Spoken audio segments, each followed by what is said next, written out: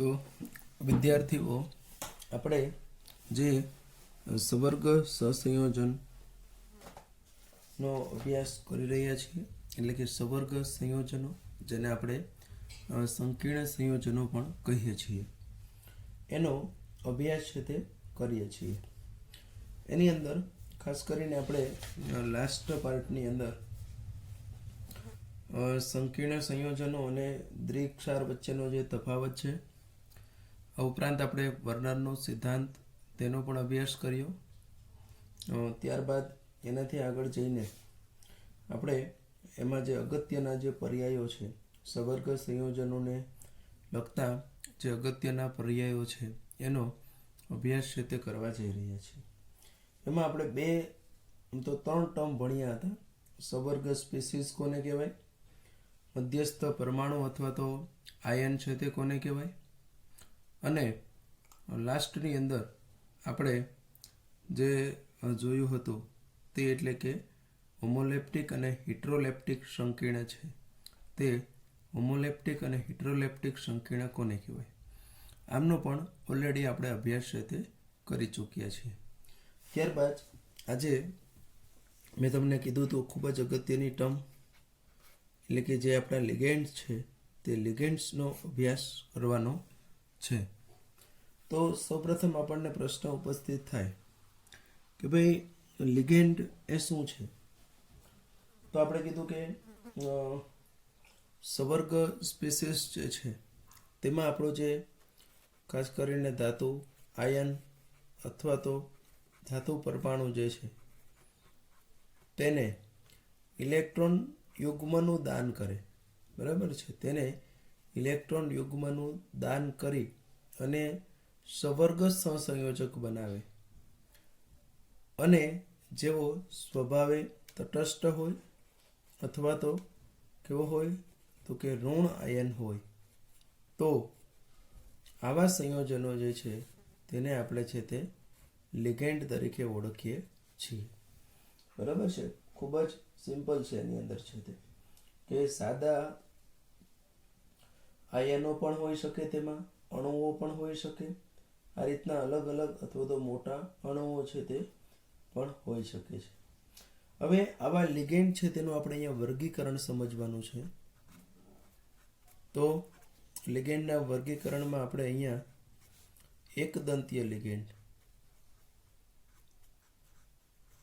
એટલે કે જે લિગેન્ડ છે તે જે લિગેન્ડ પાસે એક જ દાતા પરમાણુ હોય, અથવા તો બીજી રીતે કેવું હોય તો તે એક જ ઇલેક્ટ્રોન યુગ્મનું દાન કરી શકતા હોય, અથવા તો ત્રીજી રીતે મારે કેવું હોય તો તે ધાતુ આયન અથવા તો પરમાણુ સાથે એક જ સવર્ગ સહસંયોજક બંધ બનાવતું હોય, અથવા ચોથી રીતે મારે કેવું હોય તો ધાતુ આયનનો જે સવર્ગ આંક છે તે એક જ સંતોષતું હોય.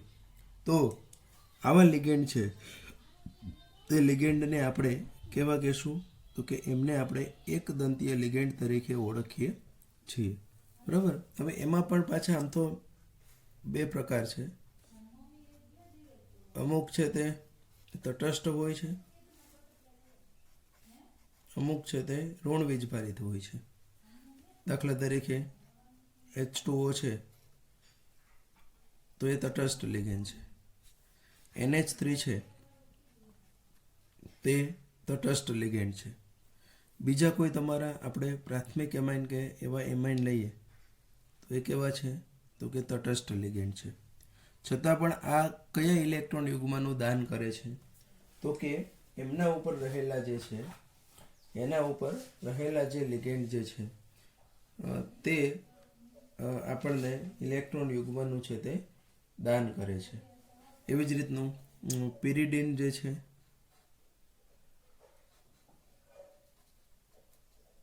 તે પણ એકદંતીય લિગેન્ડ છે. તો આ પ્રકારના જે લિગેન્ડ હોય, PH3 ફોસ્ફિન જે છે તે પણ એકદંતીય તટસ્થ લિગેન્ડ છે. તો આ પ્રકારના જે લિગેન્ડ છે કે જે ઇલેક્ટ્રોન યુગ્મ સાથે છે તે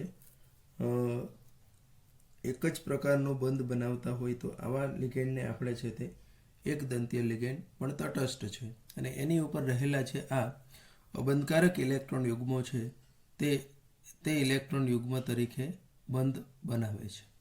બરાબર છે. ત્યાર પછી ઘણા બધા છે તે ઋણ વીજભારિત છે.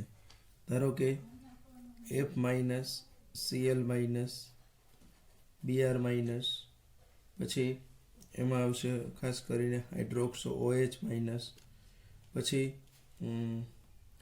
આ પ્રકારના જે છે હેલોજન છે, OH માઇનસ છે, એ બધા કેવા છે તો કે આપણા એકદંતીય છે પણ ઋણ વીજભારિત છે. ત્યાર પછી આવે દ્વિદંતીય લિગેન્ડ.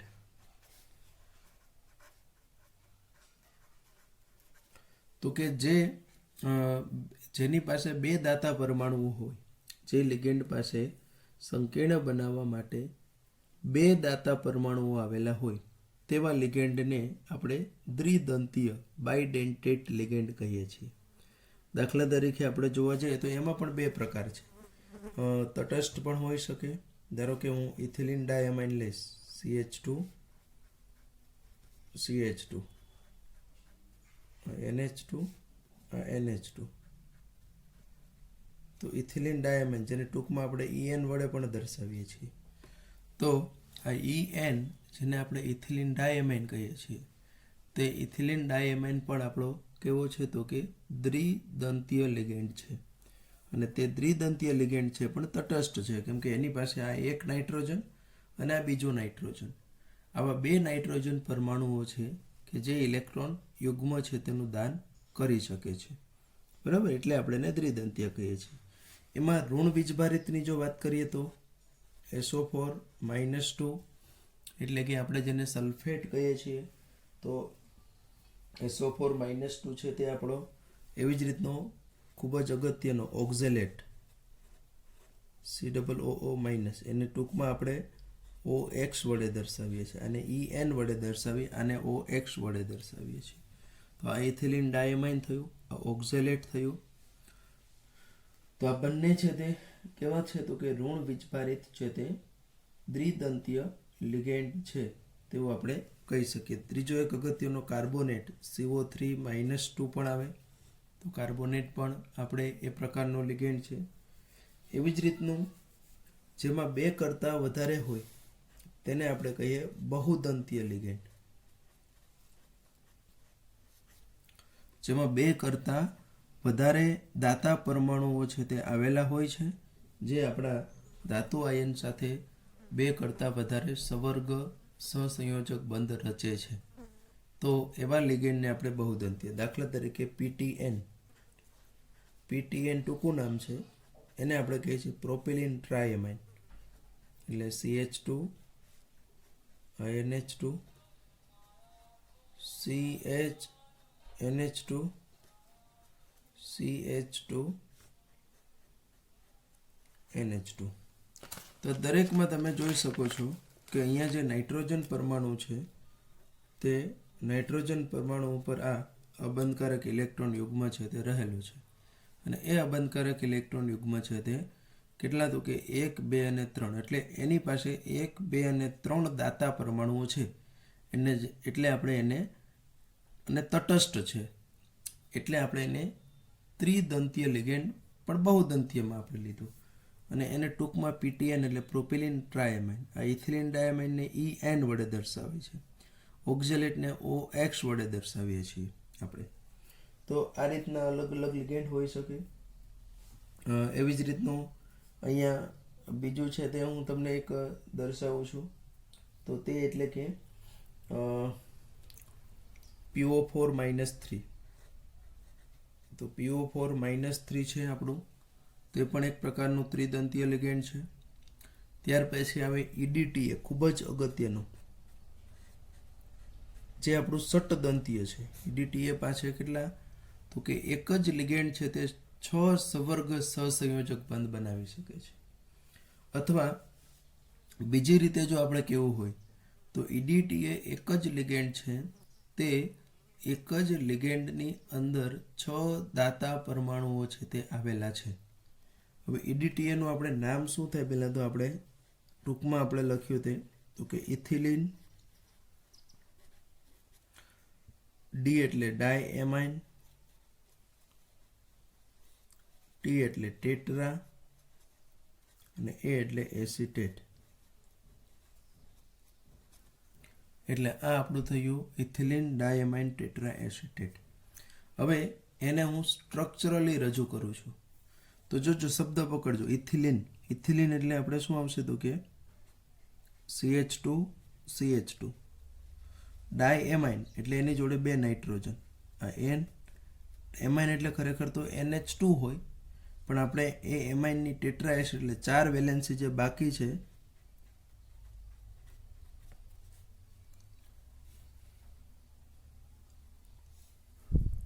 તે એસિટેટ આયનથી CH2COO-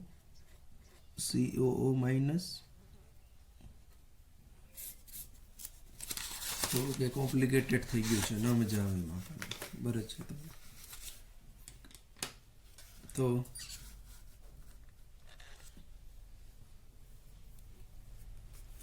ઇથિલિન એટલે CH2CH2. ડાયમાઇન એટલે આ NH2, અહીંયા NH2. એટલે ડાયમાઇનની સાથે અહીંયા 2 NH2 2 હાઇડ્રોજનનું વિસ્થાપન છે તે કોણે કર્યું છે તો કે આપણા એસિટેટ આયને કર્યું છે.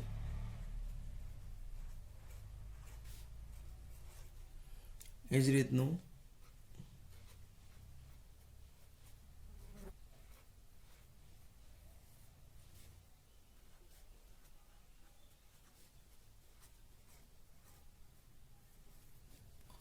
તો આ રીતનું જે આપણને મળ્યું. હવે એમાં તમે જુઓ 4 ટેટ્રા એસિટેટ આપણે કીધું ને, એટલે એની પાસે એક કુલ કેટલા તો કે 4 છે, 4 ઋણ વીજભાર છે.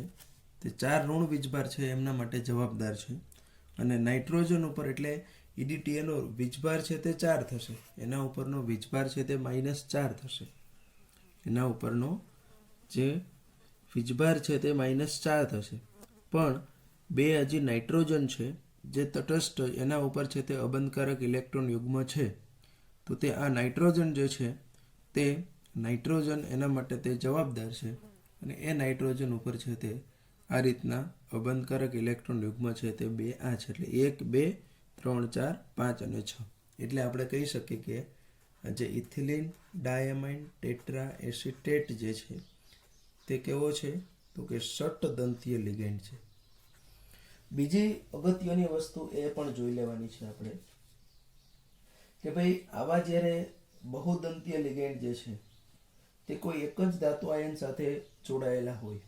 શું કીધું મેં? EDTA જેવા જે બહુદંતીય લિગેન્ડ છે તે બહુદંતીય લિગેન્ડ જો એક જ ધાતુ આયન સાથે જો જોડાયેલા હોય તો એમાંથી જે આપણો સંકીર્ણ બને છે તે સંકીર્ણ કેવો બને છે તો કે ચક્રીય રચના બને છે.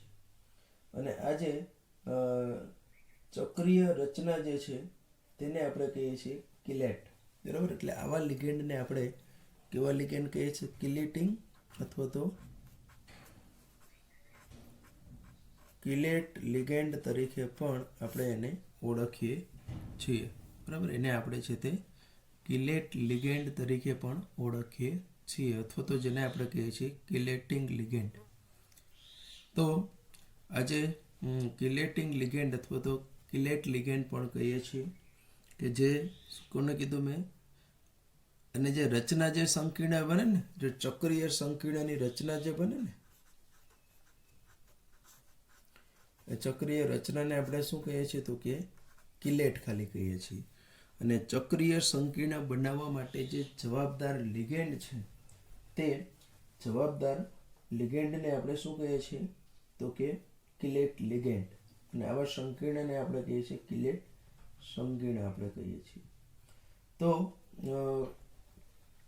આને આપણે કહીએ જે તે લિગેન્ડની દંતીયતા. આપણે કીધું કે એક દંતીય લિગેન્ડ, દ્વિદંતીય લિગેન્ડ, એની દંતીયતા એટલે શું? આપણે કીધું કે EDTA છે તે ષટદંતીય લિગેન્ડ છે. તો એની એ જે દંતીયતા એટલે શું? ડેન્ટિસિટી જેને આપણે કહીએ છીએ ઇંગ્લિશની અંદર છે. તો એની જે દંતીયતા એટલે એનો અર્થ એવો થયો કે એ કેટલા લિગેન્ડ છે તે કેટલા એની અંદર દાતા પરમાણુઓ આવેલા છે, અથવા તો એ લિગેન્ડ છે તે કેટલા સવર્ગ સહસંયોજક બંધ છે તે ધાતુ આયન સાથે બનાવી શકે છે. આ બીજું એમનું દર્શાવે છે. તો એને આપણે એમની શું કહે છે? દંતીયતા. ઇટ ઇઝ નોન એઝ ડેન્ટિસિટી, એટલે કે દંતીયતા તરીકે છે તેને આપણે ઓળખીએ છીએ. ત્યાર પછી આપણે હવે ઉભયદંતી લિગેન્ડ જે વિશિષ્ટ પ્રકારના છે એની અહીંયા વાત કરવી છે. ઉભયદંતીય લિગેન્ડ.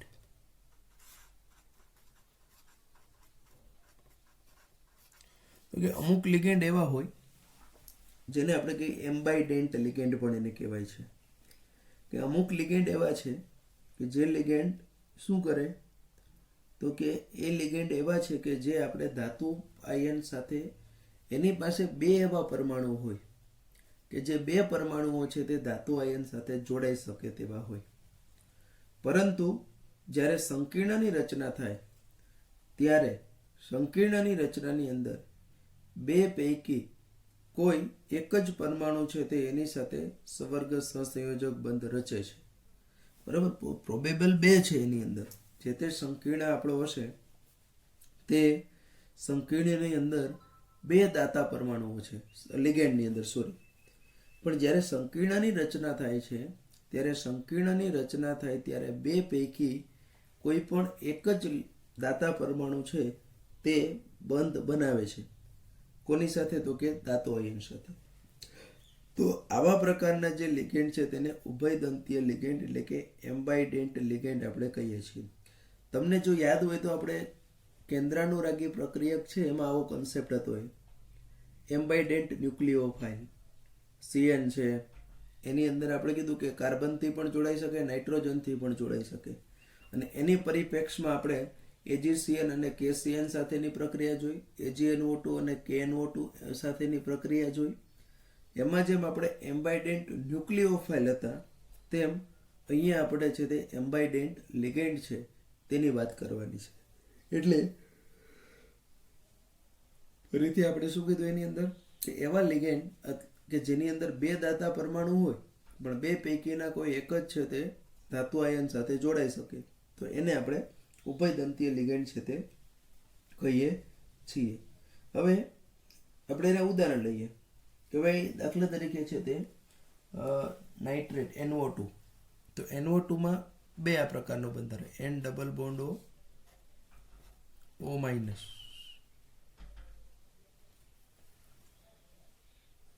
બરાબર છે. તો હવે NO2 ની અંદર છે તે બે પોસિબિલિટી છે. કાં તો તે નાઇટ્રોજન છે તેથી જોડે, કેમ કે નાઇટ્રોજન પાસે પણ ઓલરેડી અબંધકારક ઇલેક્ટ્રોન યુગ્મ છે, અથવા તો આજે આપણો ઓક્સિજન છે એનાથી જોડાયેલો હશે. એટલે બે શક્યતા આપણે કીધું તે રીતનું કે ભાઈ N double bond O minus.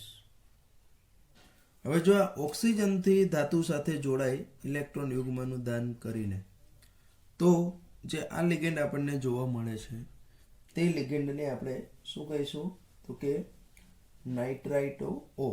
બરાબર. ઓક્સિજનથી જોડાયેલો છે એટલે આપણે એને કહીશું નાઇટ્રાઇટો શું કહીશું O. નાઇટ્રાઇટો O તરીકે આપણે એને ઇન્ડિકેટ કરશું.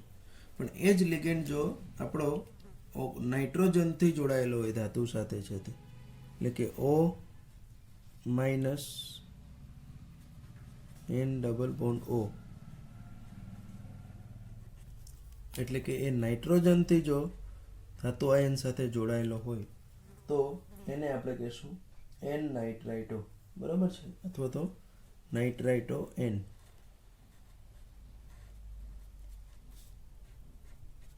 એને શું આપણે કહીશું તો કે નાઇટ્રાઇટો N તરીકે આપણે એને ઓળખીએ છીએ.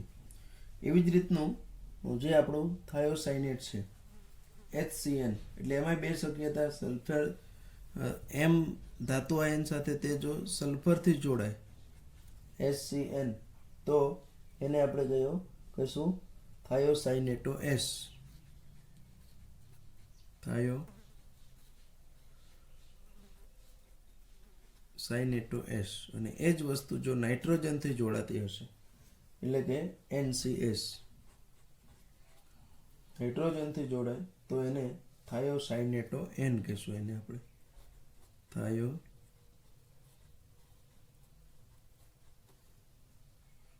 સાઇનેટો એન, નાઇટ્રોજનથી જોડાય તો એન, અને આ એસસીએન કે એનસીએસ એને થાયોસાઇનેટ જ આપણે કહીએ છીએ, પણ આખી વસ્તુ એ છે કે જો નાઇટ્રોજનથી જોડાય તો એને થાયોસાઇનેટો એન કહીએ, સલ્ફરથી જોડાય તો થાયોસાઇનેટો એસ કહીશું.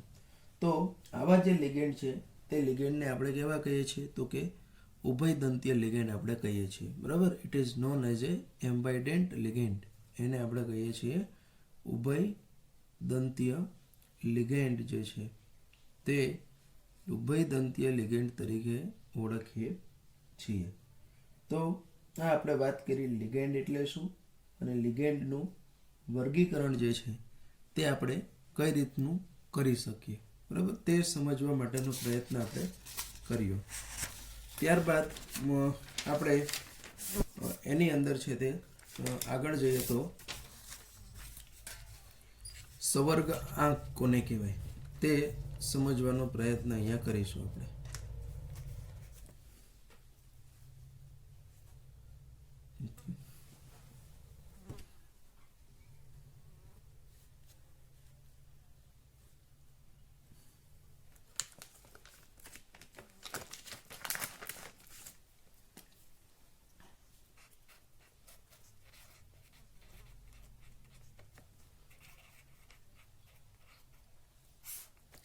સવર્ગાંક એટલે સિમ્પલ આપણે એને કહીએ કોર્ડિનેશન નંબર. બરાબર છે. તો આજે આપણો કોર્ડિનેશન નંબર જેને આપણે સવર્ગ આંક કહીએ છીએ તે સવર્ગ આંક જે છે એની અંદર ખાસ કરીને જો જોવા જઈએ તો આપણે સંકીર્ણમાં ધાતુ આયનને સવર્ગ આંક એટલે કે લિગેન્ડના જે દાતા પરમાણુની સંખ્યા કે જેની સાથે ધાતુ સીધી જ બંધિત થયેલી હોય છે તેને આપણે એમનો શું કહીએ છીએ સવર્ગ આંક. અહીંયા હું ખાસ તમને એક વસ્તુ ઇન્ડિકેટ કરી દઉં છું કે ઘણી વખત આપણે એવું કહી દઈએ કે કોઈ ધાતુ પરમાણુ સાથે કેટલા લિગેન્ડ જોડાયા છે તે લિગેન્ડની સંખ્યા જે છે તેને આપણે એનો સવર્ગ આંક કહી દઈએ છીએ, પણ ખરેખર એ વસ્તુ છે તે ખોટી છે. લિગેન્ડ એક દંતીય લિગેન્ડ જો આપણો હોય તો એક દંતીય લિગેન્ડના કિસ્સામાં એવું બને કે એમાં જેટલા લિગેન્ડ્સ આવેલા છે તેટલો જ એનો સવર્ગાંક હોય. પણ દ્વિદંતીય લિગેન્ડ ધારો કે હોય તો દ્વિદંતીય એક લિગેન્ડ હોય અને સવર્ગાંક 2 હોય, કેમ કે તેની અંદર છે તે 2 દાતા પરમાણુઓ આવેલા છે. એટલે આપણે સિમ્પલ કેવું હોય તો કે લિગેન્ડના દાતા પરમાણુની સંખ્યા જેની સાથે ધાતુ સીધી જ બંધિત થયેલી હોય છે તેને આપણે એમનો શું કહીએ છીએ તો કે એમનો આપણે સવર્ગ આંક જે છે તે સવર્ગ આંક તરીકે ઓળખીએ છીએ. ખ્યાલ આવી ગયો? એને આપણે એનો સવર્ગ આંક કહીએ છીએ. ધારો કે આપણે વાત કરીએ કે PTCl6 છે,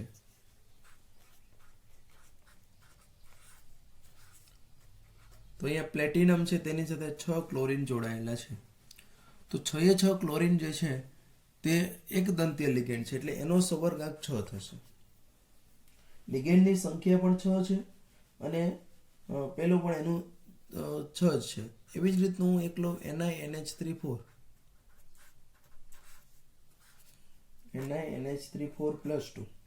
તો એમાં NH3 છે તે પણ આપણો એક દંતીય લિગેન્ડ છે એટલે લિગેન્ડ 4 છે તેમ એનો સવર્ગાંક પણ આપણે કહી શકીએ કે કેટલો હશે તો કે એમનો સવર્ગાંક છે તે પણ આપણો 4 જ છે. એટલે અહીંયા સવર્ગાંક પણ સરખો છે, લિગેન્ડની સંખ્યા પણ સરખી છે. પણ હવે જે હું ઉદાહરણ ધારો કે આપણી પાસે છે તે Fe ઓક્ઝેલેટ લઈએ, FeC2O4 અથવા તો OX લખેલું હોય થ્રાઇસ, અને એના ઉપર આપણે -3 લીધું છે. તો હવે આવા સંજોગોમાં જો આપણે દર્શાવીએ તો શું થશે તો કે તમે જોઈ શકો છો કે અહીંયા 3 લિગેન્ડ છે પણ એ ઓક્ઝેલેટ લિગેન્ડ છે અને ઓક્ઝેલેટ કેવો છે તો કે દ્વિદંતીય લિગેન્ડ છે. એટલે એક ઓક્ઝેલેટ લિગેન્ડ આપણો છે તે એક ઓક્ઝેલેટ લિગેન્ડ છે તે કેટલા તો કે 2 Fe સાથે જોડાયેલો છે. Feની 2 સંયોજકતાને સંતોષ કરે એટલે 3 લિગેન્ડ પણ દરેક દ્વિદંતીય એટલે 3 દુને સવર્ગાંક 6 થશે. લિગેન્ડની સંખ્યા ત્યાં 3 થશે. એવી જ રીતનું આપણી પાસે ધારો કે ઇથિલિન ડાયમાઇન છે COEN થ્રાઇસ +3, COEN થ્રાઇસ +3. તો આની જો આપણે વાત કરીએ તો આમાં કેવું છે તો કે ઇથિલિન ડાયામાઇનના 3 લિગેન્ડ છે. તો આ જે 3 લિગેન્ડ છે ઇથિલિન ડાયામાઇનના, તે 3 પૈકીના 3 છે તે કેવા છે તો કે દ્વિદંતીય લિગેન્ડ છે. અને દ્વિદંતીય લિગેન્ડ છે એટલે 3 દુને 6 એનો છે તે સંવર્ગાંક જે છે તે આપણને જોવા મળે છે. બરાબર છે, એનો છે તે આપણને 6 સંવર્ગાંક જોવા મળે છે. એટલે આ રીતનું આપણે કે પરમાણુ કે આયન સાથે કેટલા સિગ્મા બંધની રચના થાય છે તેને આધારે આપણે ધ્યાનમાં લઈએ છીએ. પણ જો પાઈ બંધ બનાવતો હોય લિગેન્ડ અને, તો તે આપણે ગણતા નથી. એટલે ઘણી વખત D5P5 બંધનો જે કન્સેપ્ટ છે એ સંદર્ભમાં એ વાત છે, ખાસ કરીને ધાતુ કાર્બોનિલની અંદર. પણ એ કન્સેપ્ટ આપણે અહીંયા ભણવાનો નથી, એટલે એની હું કોઈ વિશેષ ચર્ચા છે તે કરતો નથી. પણ એક હવે ધારો કે કોઈ સાથે EDTA લિગેન્ડ એક જ હોય, પણ EDTA એકલો જ આપણો કેવો છે તો કે ષટદંતીય લિગેન્ડ છે. અને તે ષટદંતીય લિગેન્ડ હોવાથી એની અંદર આપણને શું જોવા મળે છે તો કે ષટદંતીય લિગેન્ડ હોવાને લીધે એ છે તે આપણને એક લિગેન્ડ અને સંવર્ગાંક કેટલો તો કે 6, એનો સંવર્ગાંક છે તે 6 નિર્દેશ કરે છે. તો આ રીતે આપણે કોઈની પણ અંદર જે છે તે આપણે કેટલી સંખ્યામાં એની પાસે લિગેન્ડ રહેલા છે અને એને આધારે એ જે તે ધાતુ આયન કે પરમાણુ છે તેનો સંવર્ગાંક જે છે તે સંવર્ગાંક શું છે તે આપણે સ્પષ્ટપણે છે તે નક્કી કરી શકીએ છીએ. ત્યાર પછી એના પછીનો નેક્સ્ટ આપણો જે પોઈન્ટ છે તે એટલે કે સંવર્ગ પ્રભાવ ક્ષેત્ર એટલે સ્ફેર. જો કે આ વસ્તુ આપણે ભણી ગયા છીએ.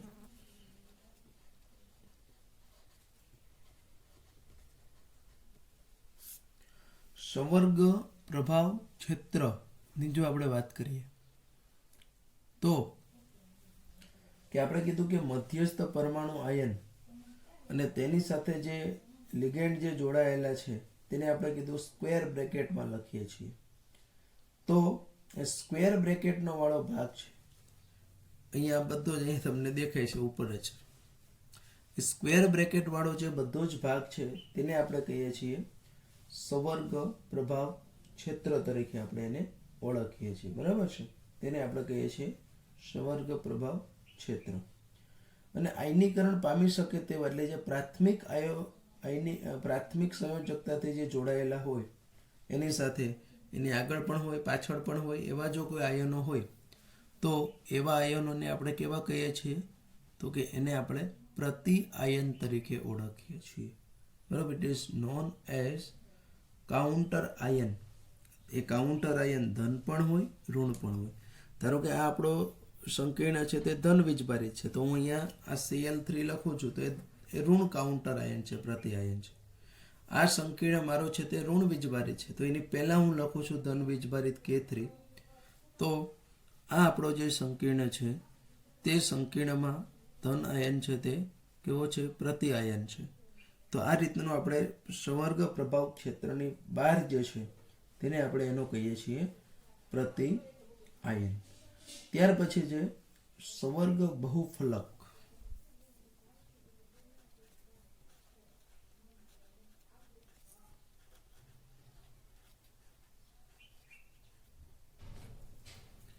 તો સંવર્ગ બહુફલકની વાત કરીએ, આમ તો મેં તમને આગળ કીધું કે પોલીહેડ્રલ એટલે કે મધ્યસ્થ પરમાણુ આયન સાથે સીધા જ જોડાયેલા છે તે લિગન્ડ પરમાણુની જે અવકાશીય ગોઠવણી છે તે અવકાશીય ગોઠવણી જે છે તેને આપણે સંવર્ગ બહુફલક તરીકે આપણે એને કહીએ છીએ.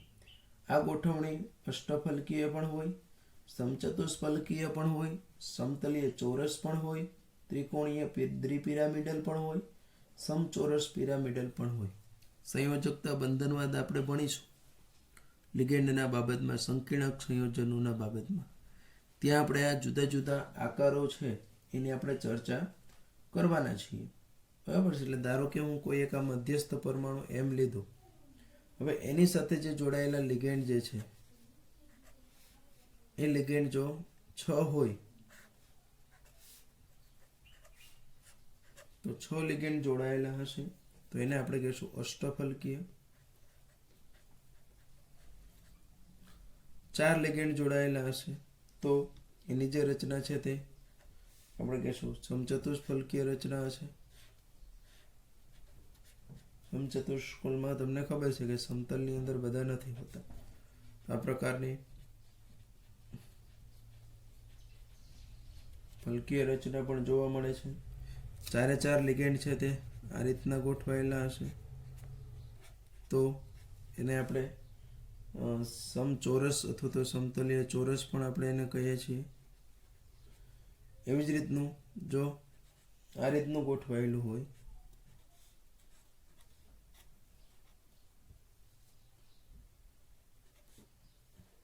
તો એને આપણે ત્રિકોણીય પિરામિડલ કહીએ છીએ.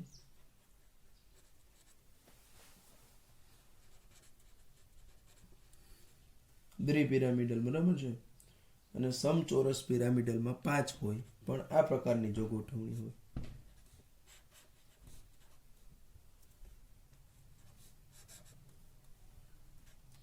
તો આને આપણે કહીએ સમચોરસ પિરામિડલ.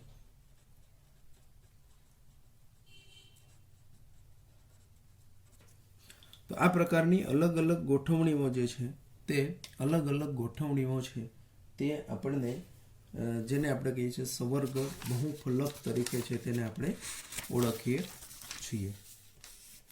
ત્યાર પછી આ જુદી જુદી ટર્મની અંદર છેલ્લો આપણે જો એક ટર્મ જોવાની છે તે ખૂબ જ અગત્યની છે.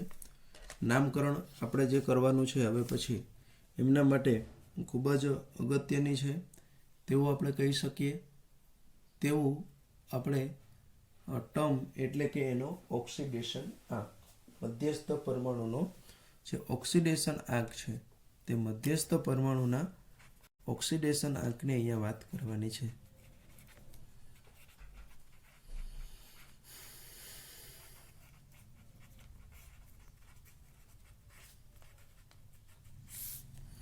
તો ઓક્સિડેશન આંક આપણે આમ તો રેડોક્સ પ્રક્રિયાની અંદર ભણી ગયા છીએ તેમ અહીંયા પણ આપણે એને ઓક્સિડેશન આંક છે તે કોઈ પણ ધાતુ પરમાણુ સાથે લિગેન્ડ જે જોડાયેલો છે તે લિગેન્ડ કેવો છે, ધન વીજભારિત છે, ઋણ વીજભારિત છે, ધન વીજભારિતની તો શક્યતા ઓછી છે પણ ઋણ વીજભારિત છે કે તટસ્થ લિગેન્ડ છે એને આધારે જે તે ધાતુ આયન છે તેનો ઓક્સિડેશન આંક આપણે શોધી શકીએ છીએ. બરાબર છે. અને એ ખૂબ જ અગત્યની છે. સામાન્ય રીતે આ ઓક્સિડેશન આંક જે છે તેમાં રહેલી જે તે ધાતુ છે તે ધાતુના નામ પછી આપણે કૌંસની અંદર છે તેમનું આપણે એનો રોમન આંકડાની અંદર એનો ઓક્સિડેશન આંક આપણે દર્શાવવાનો હોય છે. બરાબર. એટલે આમ વ્યાખ્યા તો બહુ સિમ્પલ છે કે ભાઈ કેટલા ઇલેક્ટ્રોન યુગ્મ સાથે જોડાયેલો છે, બરાબર છે, તેને આપણે એને ઓક્સિડેશન આંક કહીએ છીએ. પણ કઈ રીતનું શોધી શકીએ તે આપણે ખાસ જોવું છે. ધારો કે આપણી પાસે એક સંકીર્ણ છે, એક બેના ઉદાહરણ અહીં આપી દઉં કે K3FeCN6 છે. આ આપણું સંકીર્ણ છે. એમાં આપણે આપણી ધાતુ આયન તો ઓબ્વિયસલી Fe છે, તેનો ઓક્સિડેશન આંક શોધવો છે. તો કઈ રીતનું શોધી શકીએ? ખૂબ જ સિમ્પલ છે. થોડુંક અહીંયા જોઈ લ્યો એટલે ખ્યાલ આવી જશે. તો આના માટે હું શું લઈશ તો કે 3K, Fe માટે હું x કહી દઉં, x પ્લસ 6Cn. તમે જોઈ શકો કે અહીંયા આના ઉપર કોઈ વીજભાર નથી એટલે is equal to 0. Is equal ટુની અંદર સંકીર્ણ ઉપર જે વીજભાર છે તે લખવાનું, ના કંઈ ના હોય તો 0. હવે પોટેશિયમ એટલે તમને ખબર છે કે આલ્કલી ધાતુ છે અને બધી આલ્કલી ધાતુનો ઓક્સિડેશન આંક આપણે કેટલો લઈએ છીએ તો કે +1 પ્લસ x પ્લસ 6. Cn કેવો છે તો કે એક દંતીય ઋણ વીજભારિત લિગેન્ડ છે એટલે એક Cn ઉપર કેટલો હોય -1 વીજભાર હોય ઇઝ ઇક્વલ ટુ 0. તો અહીંયા +3 plus x -6 is equal to 0.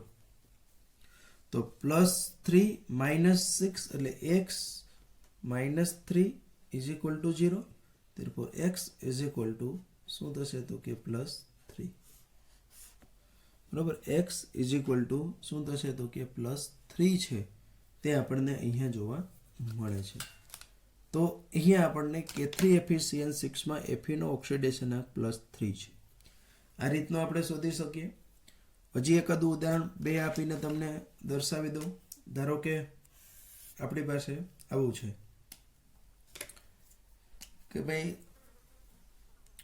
CO NH3 6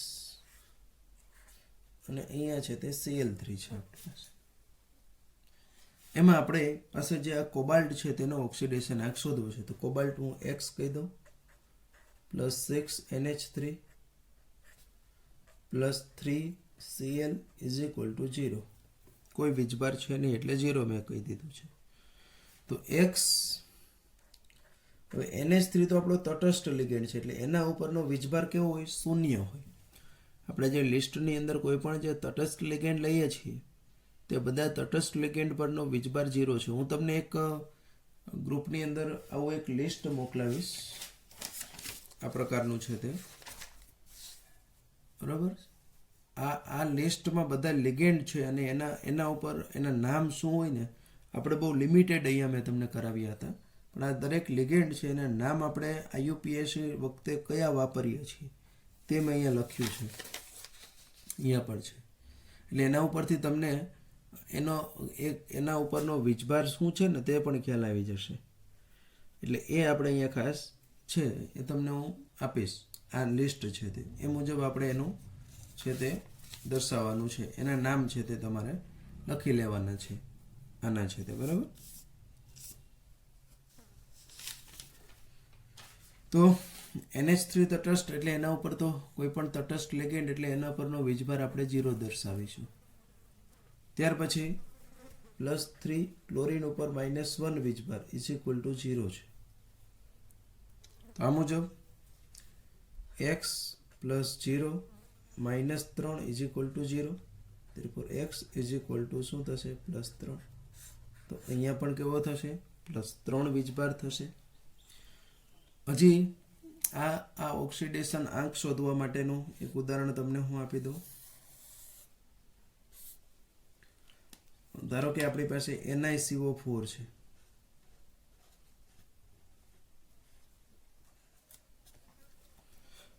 તો NiCO4 આપણે જે લીધું છે તે NiCO4 ની અંદર અહીંયા તમે જોઈ શકો કે આપણો Ni છે તેનો x પ્લસ CO છે તે 4CO ઇઝ ઇક્વલ ટુ 0. તો x, હવે CO એટલે તો કાર્બોનિલ છે. કાર્બોનિલ તટસ્થ લિગેન્ડ છે એટલે એના ઉપરનો વીજભાર પણ 0. એટલે x પરનો વીજભાર 0 એટલે નિકલ ધાતુ આયન જે છે તે ધાતુ આયન નથી, પણ ખરેખર કેવું છે તો કે તે ધાતુ પરમાણુ સ્વરૂપે અસ્તિત્વ ધરાવે છે. એટલે ઓક્સિડેશન આ કોઈ પણ ધાતુનો શૂન્ય પણ છે તે થઈ શકે છે, ઇન શોર્ટ છે તે, બરાબર. ત્યાર પછી હવે એક તમને બીજું એક ઉદાહરણ આપી દઈએ. ધારો કે આપણી પાસે છે તે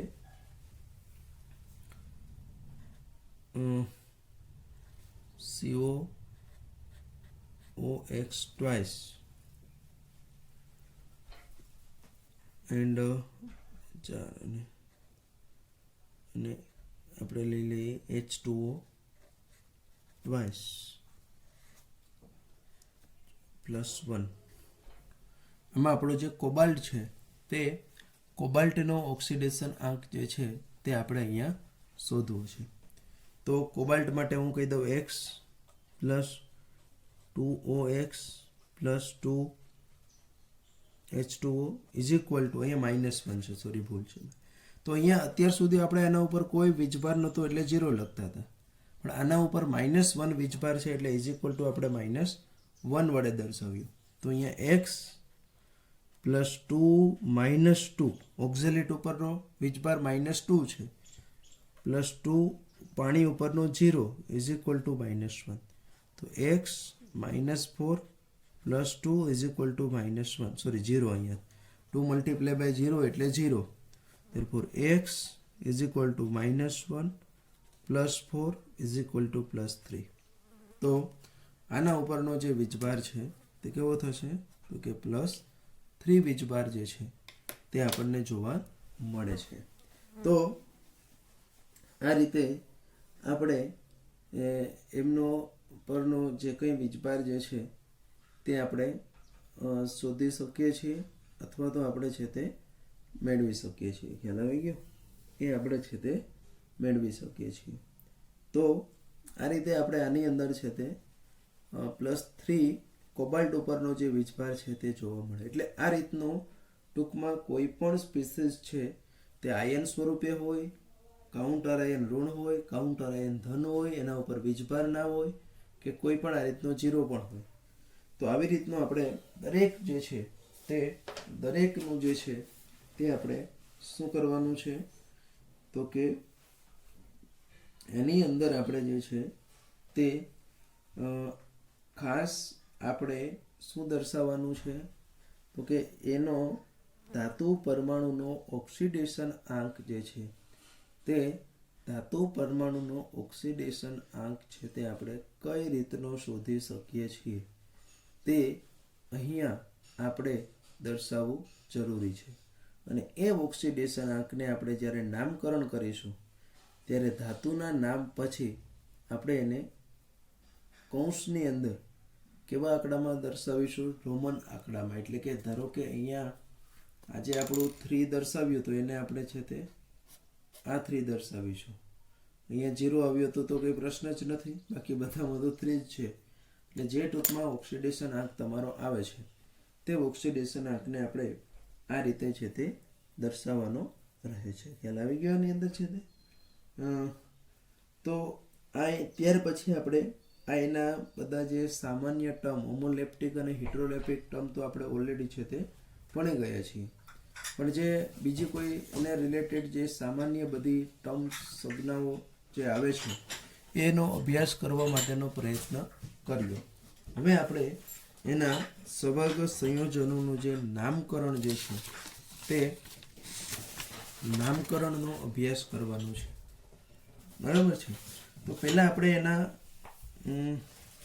સવર્ગ સહસંયોજક જે છે એની અંદર ખાસ કરીને આપણે એનું નામકરણ જે છે તેમાં પણ આપણે કેવું? તો કે IUPAC નામકરણ જે છે તે IUPAC નામકરણ આપણે એમનું દર્શાવવાનું છે. International union of pure and applied chemistry મુજબ એનું જે IUPAC નામકરણ જે છે તે IUPAC નામકરણ જે છે તે આપણે કરવાનું છે. હવે એમાં આપણે 2 રીતનું કરવાનું છે.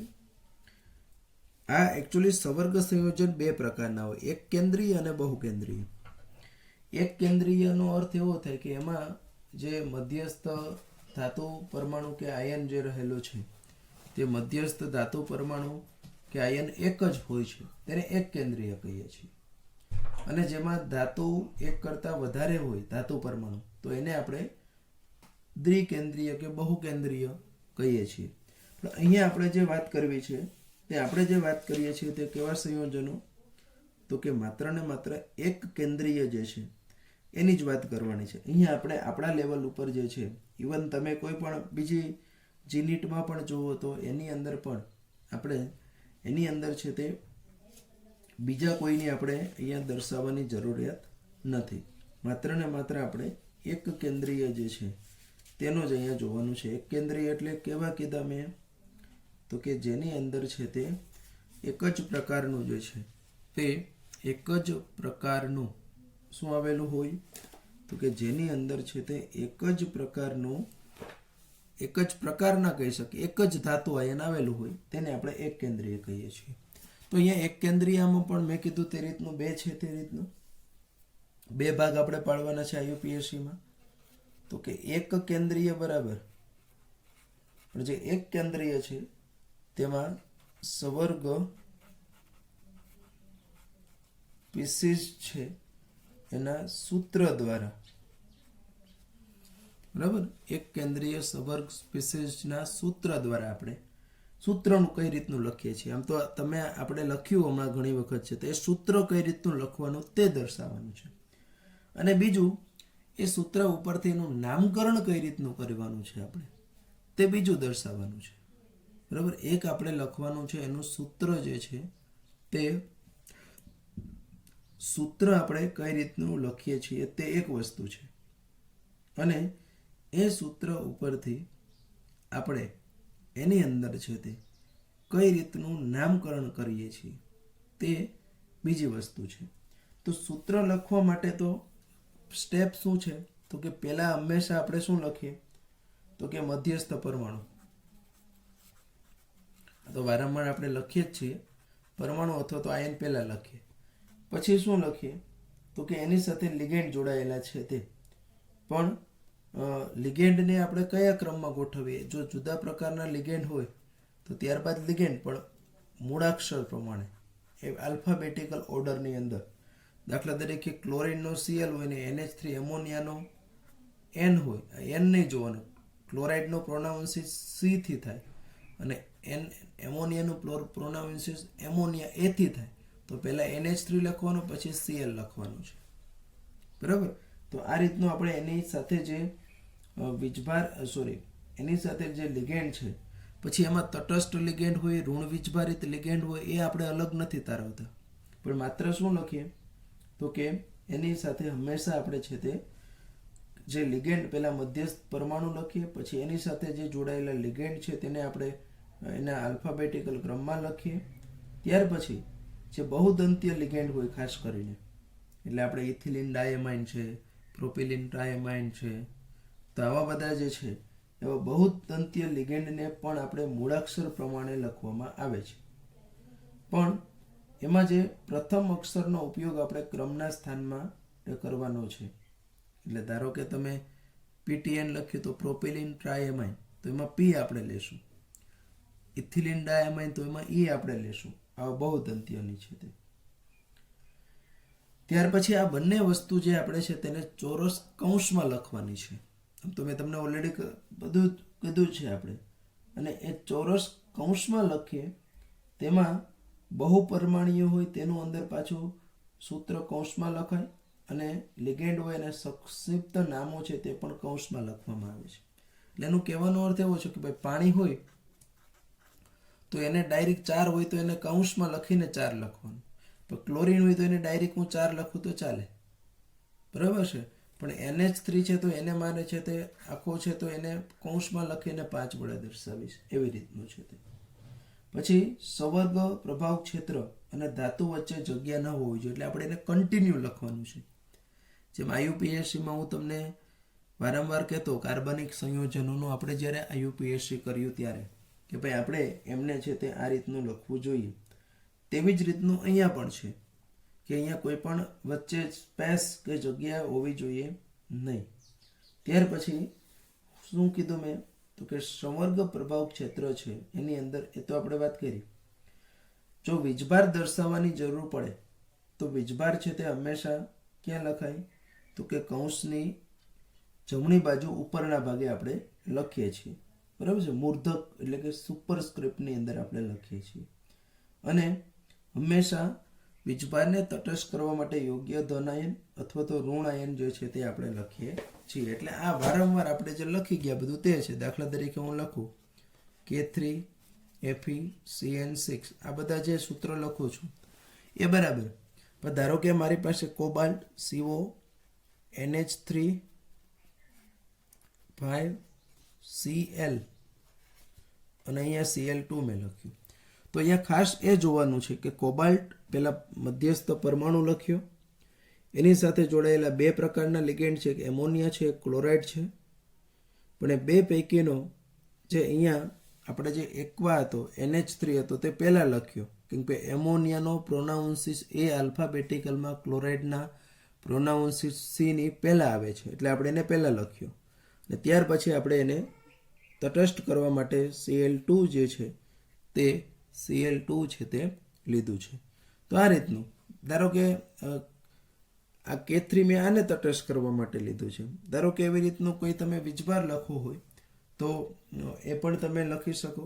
ધારો કે PtCl6 છે તો અહીંયા -2 કે પ્લસ વોટેવર જે વીજભાર છે તે આપણે એની અંદર છે તે ઉપરના ભાગે જે છે તે ઉપરના ભાગે છે તે દર્શાવીએ છીએ.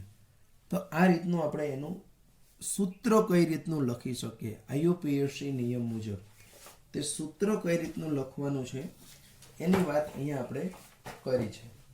પણ એને આપણે આખું જે આપણું સંયોજન છે તેનું હવે સૂત્ર ઉપરથી નામકરણ કઈ રીતનું આઈયુપીએસસી નામકરણ કરવાનું આ ખૂબ જ અગત્યનું છે. ઘણી વખત મોટાભાગે પૂછાય જ, એકાદું નામકરણ તો પૂછાતું જ હોય છે.